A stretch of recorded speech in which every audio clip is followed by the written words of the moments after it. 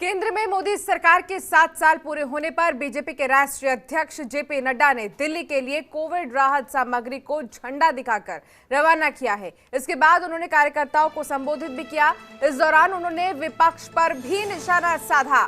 JP Nadda ने कहा, जो लोग आज वैक्सीन पर हल्ला कर रहे हैं, जब प्रधानमंत्री वैक्सीन बनाने के लिए भारत के उद्यमियों को प्रेरित कर रहे थे, तो हर तरह से भारत के मनोबल को तोड़ने का काम विपक्षी पार्टियों ने किया है।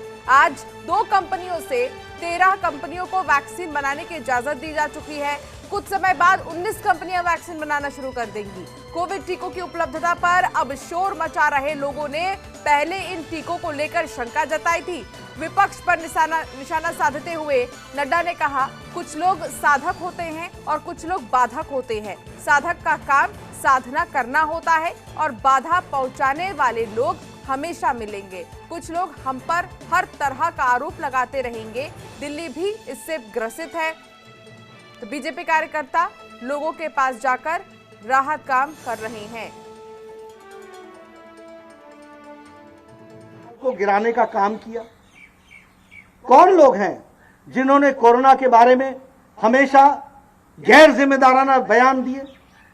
कभी कहा लॉकडाउन क्यों लगाया, जब उठाया तो लॉकडाउन क्यों उठाया, फिर कहा कि ये दवाई कैसी है, इसकी जरूरत क्या है।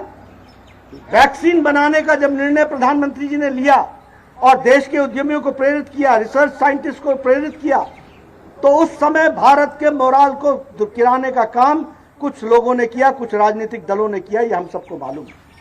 ये वैक्सीन का ट्रायल हुआ है कि नहीं हुआ है, इसका 3rd ट्रायल हुआ है कि नहीं हुआ है, इसको लोगों की जान को जोखिम में डालने का काम हो रहा है।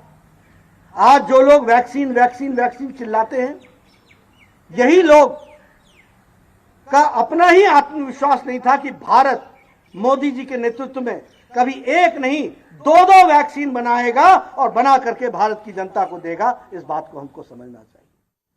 आज वैक्सीन उपलब्ध है, लोगों को लगाया जा रहा है और इसके लिए व्यवस्था की जा रही है, एक रोड मैप बनाया जा रहा है। आने वाले समय में हमारी कंपनीज आगे बढ़ करके इसमें हिस्सा ले रही हैं। सब लोगों को इजाज़त दी है, लगभग 19 कंपनियों को आगे चल करके इजाज़त दी जाएगी। सभी लोग इस वैक्सीन को, अब उनको इजाज़त दी जा रही है, वो सब लोग मिल करके वैक्सीन बनाएंगे और बना रहे हैं। उसका रोड मैप बहुत अच्छे तरीके से नीति आयोग के वक्तव्य में रखा गया है। मित्रों, ये संक्रमण काल है, हम साधना में लगे हुए हैं। हम साधक हैं, वो बाधक है, लेकिन हमारी साधना से हम डिगने वाले नहीं हैं। हम सेवा में जुटे रहेंगे। इस संक्रमण काल को भी हम पार पाएंगे, लोगों की सेवा करते हुए पाएंगे, ये मैं जरूर कहना चाहता हूँ। हाँ, विपत्ति काल आई, हमारे बहुत से लोगों को तकलीफ हुई है। वो तकलीफ हम सब की तकलीफ है, सारे समाज की तकलीफ है। उस तकलीफ से हम सब लोग अपने आप को जोड़ते हैं।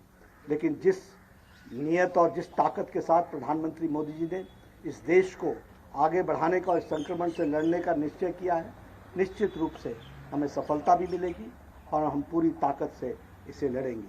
आज के दिन हम संगठन में इसको सेवा ही संगठन के रूप में मना रहे हैं।